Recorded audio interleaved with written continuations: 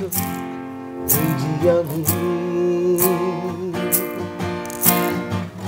নয়নে স্বপ্নে দেখি শুধু তোমার বিরহ বর্ষার মেঘের ছায়া যখন নিবিড় করে পেতে চাই তোমাকে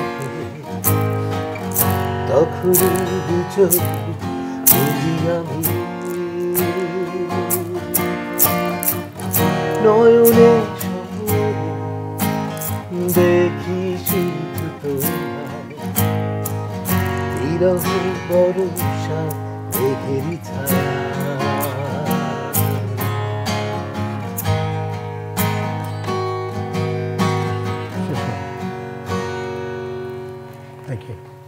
প্রিয় দর্শক, শুভ দুপুর।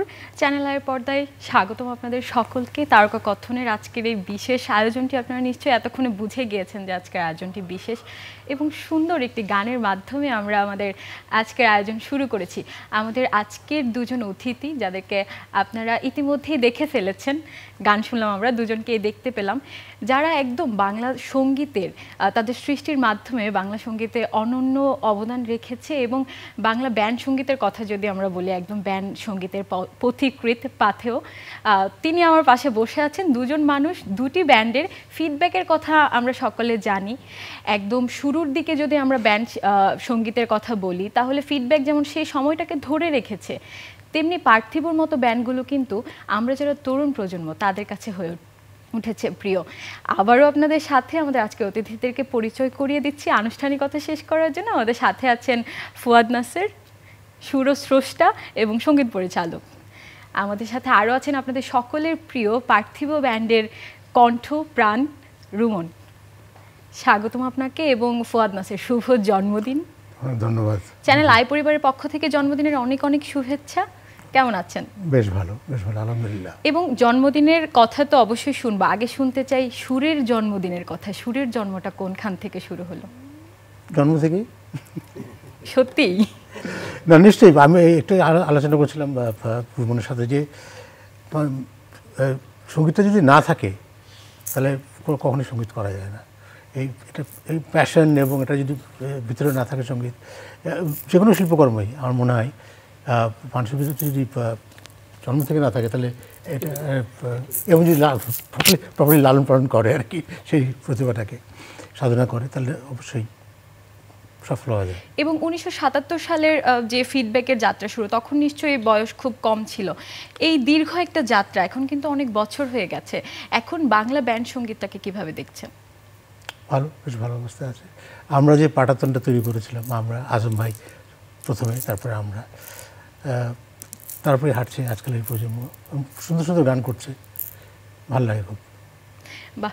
এবং রুমন ভাই, আপনার কাছে যদি একটু শুনি, এই যে রাজশাহী থেকে পার্থিব ব্যান্ডের শুরু, তারপর খুব চ্যালেঞ্জ ছিল নিশ্চয়ই এই পর্যন্ত আসতে, সেই গল্পটা একটু শুনি। শুরু থেকে কিভাবে শুরু হলো, এখন কিভাবে পথ চলছেন, গানের সাথে কেমন চলছে জীবন? নিঃসন্দেহে মানে সঙ্গীতের যাত্রাটা আমার মনে হয় যে বিশেষ করে ব্যান্ড সঙ্গীতের যাত্রাটা সবার জন্যই একটু বাবু ভাইদের জন্য তো বটেই। ওনাদের এখানে আমি প্রথমে একটা কথা বলতে চাই যে বাবু ভাইরা যেই পথটা আমাদের দেখিয়ে গেছেন, আমরা আসলে সেই পথে হাঁটছি মাত্র। মানে ওনাদের সৃষ্টির ধারে কাছেও আমরা যেতে পারিনি, একেবারেই পারিনি, এবং কখনো পারবো কিনা তাও জানি না, কিন্তু অসাধারণ সব সৃষ্টির দেখানো পথে আমরা হেঁটেছি। স্ট্রাগল তো থাকেই, আমাদের ভীষণ রকম স্ট্রাগল ছিল। বিশেষ করে আমার মতো মানে রাজশাহী থেকে, মফস্বল শহর থেকে আসলে সেটা আরও স্বাভাবিকভাবেই বেশি কঠিন হয়ে যায়। আমরা যেমন ধরেন ঢাকায় আসার আগে বাবু ভাইদের সংস্পর্শ তো পাইনি। মিউজিকে বা যে কোনো ক্ষেত্রেই আমার মনে হয় যে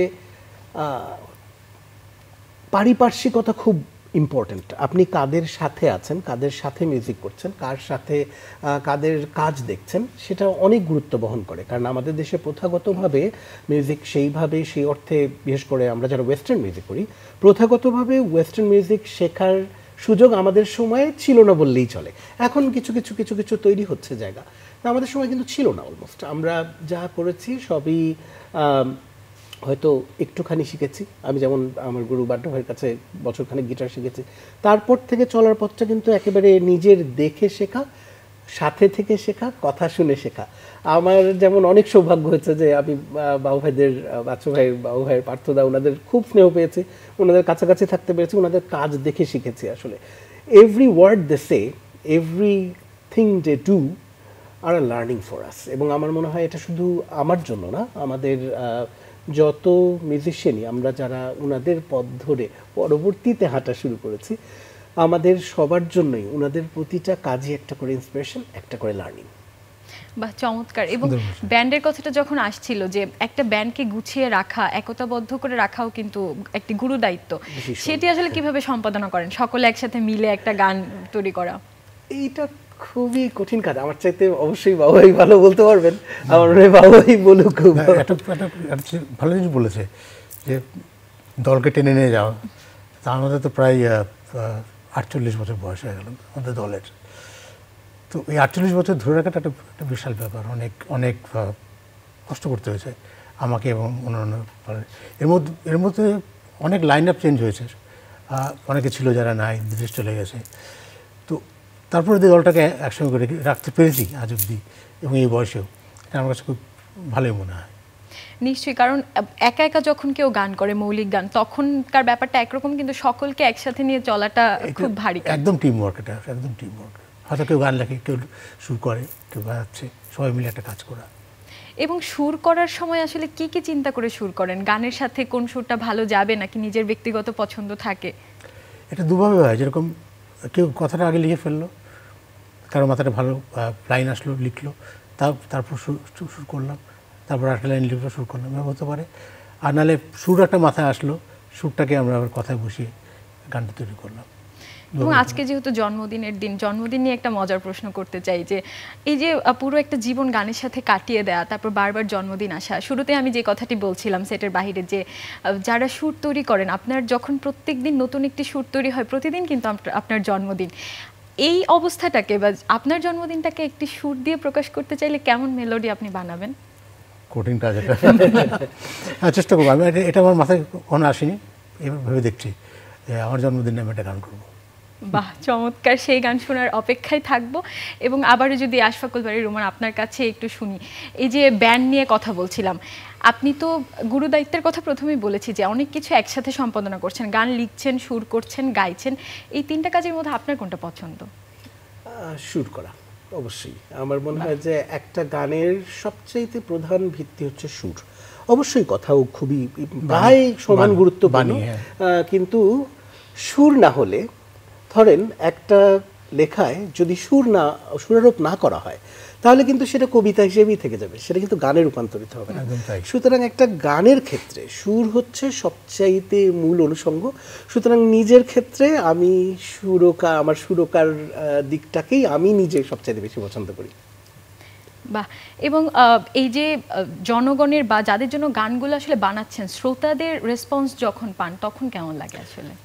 এবং পার্থিব ব্যান্ডটা কিন্তু খুব জনপ্রিয় শ্রোতাদের মধ্যে। অবশ্যই। কতখানি জনপ্রিয় জানি না, আমরা চেষ্টা করি যে ডিসেন্ট গান বানাতে। এখন ডিসেন্টের অর্থ কি সেটা আমি বলবো যে আমাদের দর্শকরা বা শ্রোতারাই। এখানে আমি একটু ইন্টারাপ্ট করি, যে গানটা যখন লিখি বা বানাচ্ছি, তখন কি আসলে নিজের পরিতৃপ্তিটাকে প্রাধান্য দেন, নাকি শ্রোতারা কেমন পছন্দ করবে সেটার উপর নির্ভর করে? ব্যক্তিগতভাবে আমি সবসময় আমার নিজের স্যাটিসফ্যাকশনকে প্রাধান্য দিই, কারণ আমার কাছে মনে হয় যে আমার নিজের যদি একটা সৃষ্টি নিজের কাছে ভালো না লাগে, ওটা কখনোই আরেকজনকে ছুঁয়ে যাবে না। আমার মন থেকে যদি মন ছোঁয়া ব্যাপারটা যদি না হয়, তাহলে তো আরেকজনকে সেটা স্পর্শ করবে না, এটাই স্বাভাবিক। আর দর্শকের ব্যাপারটা হচ্ছে কি, যে আসলে আপনি দেখবেন যে প্রতিটা জিনিসই কেউ না কেউ পছন্দ করে। কিন্তু হয়তো একটা গান আমি পছন্দ করছি না, কিন্তু আরেকজনের অনেক পছন্দ, অথবা আরেকজন একটা গান হয়তো খুবই পছন্দ করছেন, যেটা আমার কাছে ভালো লাগছে না। এটাই স্বাভাবিক, সবাই এক জিনিস পছন্দ করবে না, এটাই স্বাভাবিক। সুতরাং প্রত্যেকটার এই পছন্দ অপছন্দের জায়গাটা আলাদা, এবং আমার মনে হয় এটা নিয়ে দর্শক কি পছন্দ করবেন তার চাইতে বেশি গুরুত্বপূর্ণ হচ্ছে, এটা একেবারেই আমার নিজের মতামত, যে তার চাইতে বেশি গুরুত্বপূর্ণ হচ্ছে নিজের সৃষ্টি নিয়ে আমি নিজে স্যাটিসফাইড, এটা খুব গুরুত্বপূর্ণ। কারণ আমাকে ছুঁয়ে না গেলে আমার সৃষ্টি আরেকজনকে ছুঁয়ে যাবে না, খুব স্বাভাবিক। এবং যে কথাটি বললেন যে আসলে কিন্তু কোনো না কোনো দর্শক শ্রোতা সেটার সাথে নিজেকে কানেক্ট করে নেয়। এবং ফুয়াদ নাসের বাবু, আপনার কাছে যদি আবারও শুনি একটু, যে এই যে এত এত গানের সুর করেছেন, পরিচালনা করেছেন, এর মধ্যে যদি আপনাকে বলি যে আপনার পছন্দের সবচেয়ে কোন গানটি, খুব কঠিন হবে কি? সন্তানের মতো, একদম সন্তানের মতো। তাও থাকে না যে একটি খুবই ভালো লেগেছে, মনের খুব কাছের একটা গান করবে আজকে। আচ্ছা, তাহলে আমরা সেই গানটি শোনার অপেক্ষা আছে। এখনই শুনবো নাকি একটু পরে শুনবো? যখন বাবুই বলবেন তখন। হ্যাঁ, এভাবে নিজের প্রিয় মানুষের সাথে বসে কথা বলাও খুব চমৎকার ব্যাপার। শিক্ষকের এইটাই আমি প্রথমে ভাবছিলাম যে এই যে আগের যুগটা, যেটা শুরুতেই বললাম যে ফিডব্যাক ব্যান্ডটা যেভাবে সময়ের সাক্ষী হয়ে থেকেছে, সুর কিন্তু আসলে শুধু সুর হয়ে থাকে না, একটা সময়কে ধরে রাখে, ব্যাপার থাকে। এই ব্যাপারটাকে আপনি কিভাবে দেখেন, এই যে একটা বিবর্তন ব্যান্ড জগতের? পজিটিভ, সময় তো থেমে থাকবে না, সঙ্গীতও না। আমরা যখন শুরু করেছিলাম তখন আমরা তরুণ ছিলাম, আমাদের ভাবনাটা তারুণ্য ছিল। এখন যারা তরুণ তারা তাদের মতো ভাবছে, এখনকার সময় সামাজিক অবস্থান থেকে ভাবছে, এবং সেভাবে তারা গান লিখছে। আজম ভাই দেশ স্বাধীনের পর লিখেছিল রেললাইনের বস্তিতে জন্মেছিল একটি ছেলে, তো সেই সামগ্রিক অবস্থাটাই ফুটে উঠেছিল তার গানে। তো এখনকার যারা গান করছে আমি নিশ্চিত সেই কথাগুলি তাদের মনের কথাগুলি তারা বলছে গানের মাধ্যমে। এবং তরুণদের মধ্যে সেই আশার প্রতিচ্ছবি আপনি দেখতে পান 100 বার। যদি বলি যে আরো একটা কঠিন প্রশ্ন, যে কার গান বেশি ভালো লাগে বা কার সাথে কাজ করতে চান বা বেশি স্বাচ্ছন্দ্য বোধ করেন? এটাও তো আবার বলা ঠিক হবে না। অনেকে আমার প্রিয়, অনেকের সাথে কাজ করি এবং আমি সবার সাথেই কাজ করি, সবার সান্নিধ্যে আমি এনজয় করি। আমি নিশ্চিত আমার সান্নিধ্যে সবাই এনজয় করে, আমি সবাইকে নিয়ে থাকতে চাই। এবং জন্মদিনের কথাটা বারবার তখন বলছিলাম যে পরে বলবো, জন্মদিনটা কিভাবে শুরু হলো গতকাল রাতে, বা এখন কি ছোটবেলার সেই জন্মদিনের মতো সেই আবেগটা কাজ করে? ছোটবেলাটা আনন্দ ছিল, এখন সব বাকিরা করে আমি দেখি আর কি। আজকে জন্মদিনটা কিভাবে উদযাপন করবেন? বাড়িতে থাকবো, স্টুডিওতে যাব, লোক আসবে কিছু, এনজয় তাদের সাথে এনজয় করবো, আবার রাতে বাড়িতে ফিরে আসবো। সব সময় গানের সাথে আছে। এবং পার্থিব ব্যান্ড থেকে আমরা কি পাচ্ছি নতুন? এখন কি চলছে বর্তমানে কাজের অবস্থা? এখন আমাদের ওভারঅল পার্থিব নিয়ে আসলে খুব একটা কিছু এই মুহূর্তে হচ্ছে না, নানান কারণে। আমাদের সবার ব্যস্ততা, ব্যান্ডের যেটা আপনি প্রথমেই বলছিলেন যে সবাই মিলে একটা কাজ করার ব্যাপার, তো এটা এই মুহূর্তে মানে একদম যদি রাইট না বলি তাহলে সেই হিসেবে পার্থিবর এই মুহূর্তে কোনো ব্যস্ততা এই মুহূর্তে নেই। কিন্তু আমরা সবাই ওয়েল কানেক্টেড আছি, আমরা সবাই ঠিক আছি, আমরা কাজ করব, তবে এই মুহূর্তে একটু সাময়িক বিরতি আছে। আমি যেটা করছি যে আমি আমার মতো গান করে যাচ্ছি, আমি গান করে যাচ্ছি। আমার পার্থিবর পাশাপাশি আমি আমার সোলো রিলিজও শুরু করেছি, বেশ 6-7টা হয়ে গিয়েছে, আরও বেশ কিছু গানের কাজ চলছে, মানে একসাথে প্রায় 3-4টা গানের রেকর্ডিংয়ের কাজ চলছে। পাশাপাশি ডিজিটাল মিডিয়াতেও আমি দীর্ঘ সময় খুবই ইনঅ্যাক্টিভ ছিলাম, আমি একটু ডিজিটাল মিডিয়া অ্যাক্টিভ হওয়ার চেষ্টা করছি ইদানিং। এই হচ্ছে ব্যাপার। বাবুভাইয়ের জন্মদিন নিয়ে একটা ইনফরমেশন আমি এখানে অ্যাড করতে চাই। বাবুভাইয়ের জন্মদিন না আসলে আজকে রাত 12টা থেকে শুরু হয়নি, এটা শুরু হয়েছে গতকাল দিন থেকে, সকাল থেকেই। গতকাল সকাল থেকেই প্রচুর পোস্ট আমরা দেখছি, এবং একটা পর্যায়ে আমি বাবুভাইকে ফোনও করেছি, বাবুভাই আপনার জন্মদিন কি আজকে? বলছে না আসলে কালকে। হ্যাঁ তাই তো, আমি কিছুতেই হিসাব মিলাতে পারছি না যে কি, মানে আজকে হলে তো আমার কাছেও নোটিফিকেশন আসার কথা, আমি তো দেখি নাই সেটা। কেউ একজন দিয়েছে, তারপর থেকে সবাই স্বাভাবিকভাবেই বাবুভাই হলে যা হওয়ার, মানে ফুয়াদ নাসের হলে যা হবার কথা তাই ঘটেছে, মানে একদম সমানে সবাই পোস্ট দিচ্ছে। আমি কয়েক জায়গায় কয়েকজনের পোস্টে লিখেছি যে অ্যাডভান্স হ্যাপি বার্থডে টু সবাইকে, বাট আসলে বার্থডেটা 31শে মে। অ্যান্ড আমি এখানে একটা কথা বলতেই চাই যে আমি খুবই গর্বিত, কৃতজ্ঞ যে বাবু ভাইয়ের জন্মদিনের মতো একটা স্পেশাল ডেতে আমি বাবু ভাইয়ের পাশে বসে আপনাদের এই তারকা কথনের মতো একটা অত্যন্ত জনপ্রিয় অনুষ্ঠানে থাকতে পারছি। এটা আমার পক্ষ থেকে আপনাদের প্রতি, চ্যানেলের প্রতি অনেক কৃতজ্ঞতা, কারণ এটা আমার জন্য অনেক বড় পাওয়া। অনেক কৃতজ্ঞতা যে আয়োজনের জন্য। এবং দর্শকদের সাথে নিয়ে আমরা জন্মদিনে আসলে আড্ডা দিতে পারছি, সেটিও চমৎকার ব্যাপার। দর্শকরাও আপনাদের দুজনকে একসাথে পেয়ে নিশ্চয়ই উপভোগ করছে আমাদের আজকের এই আড্ডা। দর্শক শ্রোতাদের ভালোবাসা, জন্মদিনের শুভেচ্ছার কথা যেহেতু বলছিলাম, সেটিতে আবার আসবো, তবে আগে জন্মদিন উপলক্ষে সেই গানটি শুনে নিই আমরা। হ্যাপি গানটা, হ্যাপি আমার খুব ঘনিষ্ঠ বন্ধু ছিল, হ্যাপিকে নিয়ে গানটা আসিফ ইকবালের লেখা করছে। হ্যাপি মানে আমাদের হ্যাপি আকান্ত, মানে খুবই ক্ষণজন্মা একজন প্রতিভা, অসাধারণ সুরস্রষ্টা, অসাধারণ মিউজিশিয়ান আমাদের দেশে। এবং এই গানটা সরি, এই গানটা বলি যে খুব বেশি মানুষ হয়তো শোনেননি, গানটা অনেক আগের, এখনকার জেনারেশনের তো হয়তো কেউই শোনেনি গানটা, কিন্তু গানটা কি অদ্ভুত সুন্দর এবং কি পরিমাণ মুন্সিয়ানা এই গানের ভেতরে আছে সেটা শুনলেই বোঝা যাবে। হ্যাপি তোকে মনে পড়লে একটা গিটার চলে ঝঙ্কা, পিয়ানোটা বেজে ওঠে তোর সেই নিপুণ হাতে। হ্যাপি তোকে মনে পড়লে আবার এলো যে সন্ধ্যা, মনে পড়ে যায় মাঝরাতে।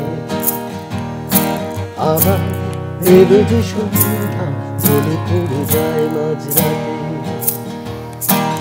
তোর মনে কি পড়ে না হিমছড়ি, নদীর পাথর আর জলে কাটানো প্রহর। তোর মনে কি পড়ে না হিমছড়ি, নদীর পাথর আর জলে কাটানো প্রহর। দুজনে মিলে স্মৃতি ঝিলে বাদ করে দেয়া কত নানা সুর।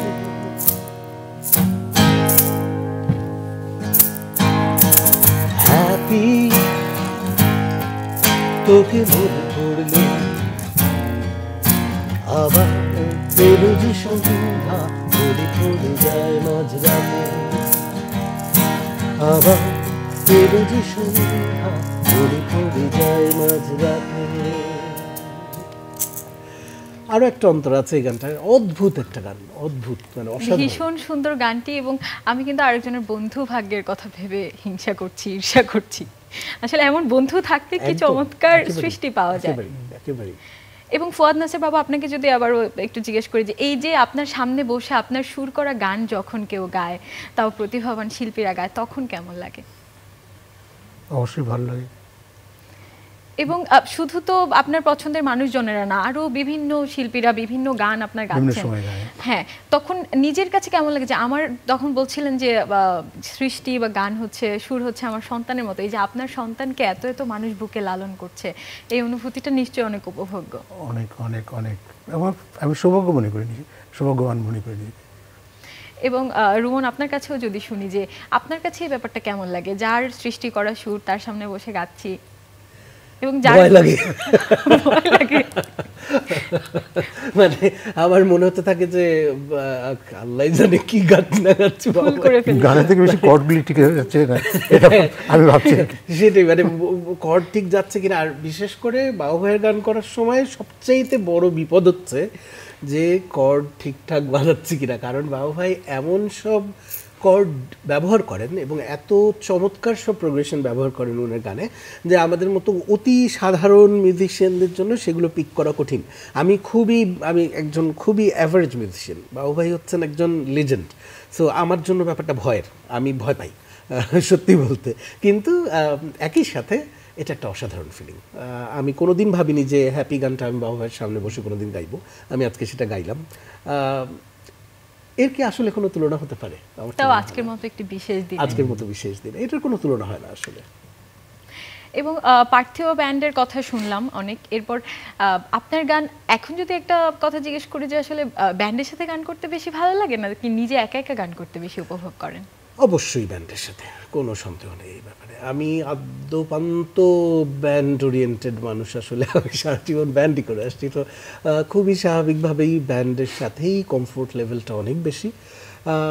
আর হয় কি, একটা ব্যান্ড করতে গেলে ব্যান্ডের সবার মধ্যে যেই সম্পর্ক তৈরি হয়, যে কেমিস্ট্রি তৈরি হয়, সেইটা না আপনি কোনো কিছু দিয়ে মানে ওই বন্ধুত্বটা, ওই জায়গাটা একদম ডিফারেন্ট। মানে ওখানে আমরা ঘন্টার পর ঘন্টা একটা রুমের ভেতরে থাকি, একটা রুমের ভেতরে কাজ করছি, আমরা দুষ্টামি করছি, ফাইজলামি করছি, একজনকে পচাচ্ছি, মানে যাই করি না মানে ওই রসায়নটা, ওই কেমিস্ট্রিটার ব্যাপারটাই ডিফারেন্ট। এইটা অসাধারণ, এটার কোনো তুলনা হয় না আসলে। সো অবশ্যই আমি নিঃসন্দেহে ব্যান্ডের সাথে কাজ করতে বেশি পছন্দ করি। এবং বাবু ভাইয়ের জন্মদিনে আসলে দর্শক শ্রোতারা কিভাবে শুভেচ্ছা জানান, বা এমনকি কেউ কিছু করেছে একদম আপনি অবাক হয়ে গিয়েছেন? আজকাল তো সোশ্যাল মিডিয়া অনেক স্ট্রং, সুতরাং প্রাথমিকভাবে সোশ্যাল মিডিয়াতে পাই, অনেক শুভেচ্ছা পাই। পরে কালকে তো সারাদিন লেগে যাবে সবাইকে পার্সোনালি ধন্যবাদ উত্তর দিতে। এই আনন্দ, এটাই তো বিশাল আনন্দ। এবং আগের দিনে যেটা ছিল না, তবু টেলিফোনে শুভেচ্ছা জানাতো সবাই।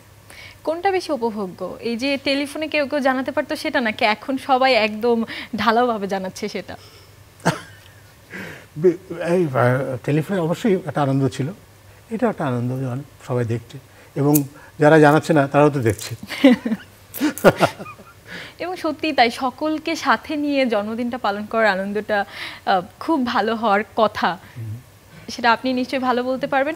এবং এই যে আপনার গুরুর জন্মদিনে আপনার কেমন লাগছে? খুবই ভালো।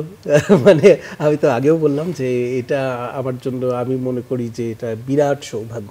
বাবু ভাইয়ের বার্থডেতে বাবু ভাইয়ের সাথে বসে এরকম ক্যামেরার সামনে, এটা আরও স্বাভাবিকভাবেই। এবং চ্যানেল আই পরিবারের জন্য সেটি আমরা সকলে মিলে বাবু ভাইকে অনেক ধন্যবাদ যে আজ আপনার জন্মদিনের দিনে এত সুন্দর একটা মুহূর্ত আমরা আপনার সাথে কাটাতে পারছি। এবং আরও একটি প্রশ্ন যদি একটু করতে চাই, যে এই যে এতদিন ধরে দেখে আসা গানের জগৎ বা জন্মদিন পালন করে আসা জীবনের কাছে আসলে কি শিক্ষা পেয়েছেন, বা একটু যদি তরুণ প্রজন্মের শিল্পীদের বা মানুষদেরকে উপদেশ দিতে চান তাহলে কি বলতে চান? ভালো কাজ করলে ভালো থাকা যায়, সোজা। আপনি যদি নিজে ভালো থাকেন, সবার প্রতি ভালো ব্যবহার করেন, আপনি ভালো থাকবেন। এবং যারা গান শুরু করতে চায় বা সুরকার হতে চায়, তাদের শুরুটা কিভাবে করা উচিত? কারণ এখন তো আসলে সব কিছুতে প্রতিযোগিতা অনেক বেড়ে গিয়েছে। আমরা যখন শুরু করছিলাম, যখন এটাকে পেশা হিসেবে নেওয়া যেত, যেটা আমি করেছি, কিন্তু এখন আমার মনে হয় এটাকে পেশা হিসেবে নেওয়া খুব ডিফিকাল্ট, কারণ খুব স্ট্রাগলটা অনেক বেশি, আর্থিক কারণে বিশেষ করে। হ্যাঁ, কেউ যদি গান করতে চায়, পাশাপাশি কিছু একটা করুক, খুব ভালো কথা। গানটাকে প্যাশনের জায়গায় আমরা তো প্যাশন থেকে শুরু করেছি, নেশা থেকে পেশা। তো নেশা থাকা ভালো, খারাপ কি? তাতে যদি ভালো কিছু সৃষ্টি হয়, শ্রোতারা যদি ভালো গান পায়, সেটা তো সবারই কাম্য। কিন্তু আমার মনে হয় না যে পুরোপুরি একটা ফুল টাইম যেটা বলি, সেই অবস্থায় ফিরে যাওয়া আমাদের এখন কোনো পরিবেশ আছে। হ্যাঁ, এবং রুমন ভাইয়ের কাছে এটা কেমন লাগে যে আপনার যে তখন থেকে শুরু করে এখনো পর্যন্ত যে চ্যালেঞ্জের কথাটা প্রথমে বলছিলাম, যে আপনিও তো অনেক চ্যালেঞ্জ দেখেছেন, সেই চ্যালেঞ্জটা থেকে শিক্ষা নিয়ে আপনি আমাদের প্রজন্মের জন্য কি বলতে চান? আমার প্রথমত মনে হয় যে শেখাটা জরুরি, জ্ঞান থাকা জরুরি, আবার অ্যাট দ্য সেম টাইম শিখতে গিয়ে সেই শেখার বাঁধনে নিজেকে আবদ্ধ রাখা উচিত না। একটু হয়তো ট্রিকি শোনাচ্ছে কথাটা। একই সাথে grammatically which is right, which is wrong, সেটা বোঝাটা যেমন জরুরি, তেমনি বিশেষত আমি বলবো, বা যে কোনো ক্রিয়েশনের ক্ষেত্রে, আসলে রক মিউজিকের ক্ষেত্রে তো অবশ্যই কোনো নির্দিষ্ট বাঁধনে নিজেকে বেঁধে ফেলা উচিত না, ওপেন রাখা উচিত, যে কোনো কিছু এক্সপ্লোর করা উচিত, যার যেটা ভালো লাগে। আমি মনে করি যে যার যেটা ভালো লাগে, ভালো লাগার জায়গাটা গুরুত্বপূর্ণ, যে আমি কতখানি ব্যাপারটাকে ধারণ করতে পারছি, আমি জিনিসটাকে আমার ভেতরে নিতে পারছি কিনা। ভেতর থেকে যেটাই আসবে সেটাই সতত, সেটাই সুন্দর। এবং রুমন ভাই চ্যানেল আই ব্যান্ড ফেস্টিভ্যাল 2020-এ কিন্তু পার্থিব একটি গান পারফর্ম করেছে, আমরা দর্শকদের সাথে নিয়ে সেই গানটি দেখে আসবো। চলুন প্রিয় দর্শক, দেখি।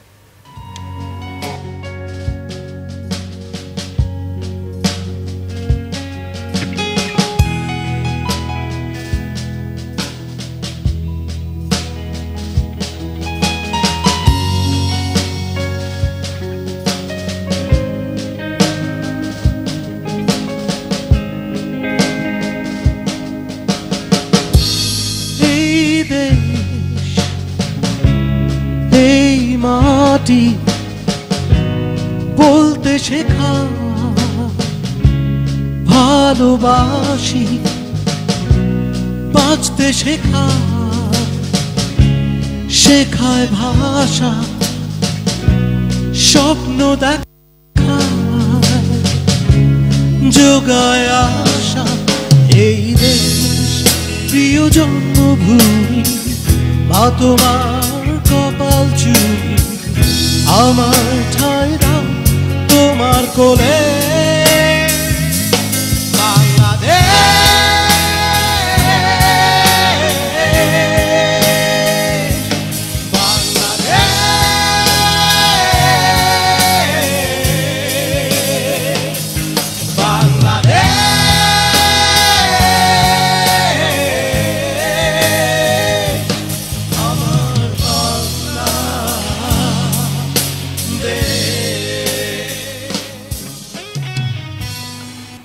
ভীষণ চমৎকার গানটি আমরা শুনলাম এবং গানের কথা যখনই আসে যে গানকে স্রষ্টারা তাদের সন্তানের সমতুল্য মনে করেন, আবার দেশ আমাদের মা, সবকিছু মিলে একদম কি একটা অনুভূতির মিশ্রণ, সত্যি চমৎকার।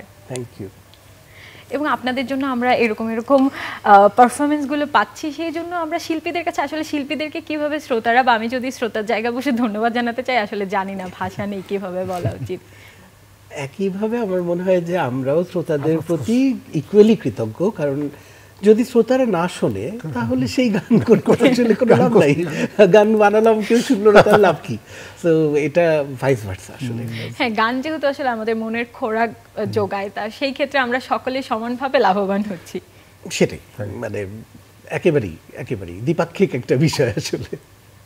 এবং ফুয়াদ নাসির বাবু, আপনি কি গান এখন কিসে কাজ করছেন? কোন গানটি আমরা পাবো বা কিসে সুর করা হচ্ছে? এই মুহূর্তে ব্যান্ডের কাজ করছি, ব্যান্ডের জন্য কিছু গান বানাচ্ছি, এগুলি শিগগিরই আসবে। এই ব্যস্ততা। একটা চমৎকার আড্ডা হলো, মনে হচ্ছে যে আরো যদি সময় থাকতো আরো কথা বলতে পারতাম। আমরা জন্মদিনের কেকটি কেটে ফেলি। Happy birthday to you. একটু আমি যদি কেকটি খাইয়ে দিই। শুভ জন্মদিন।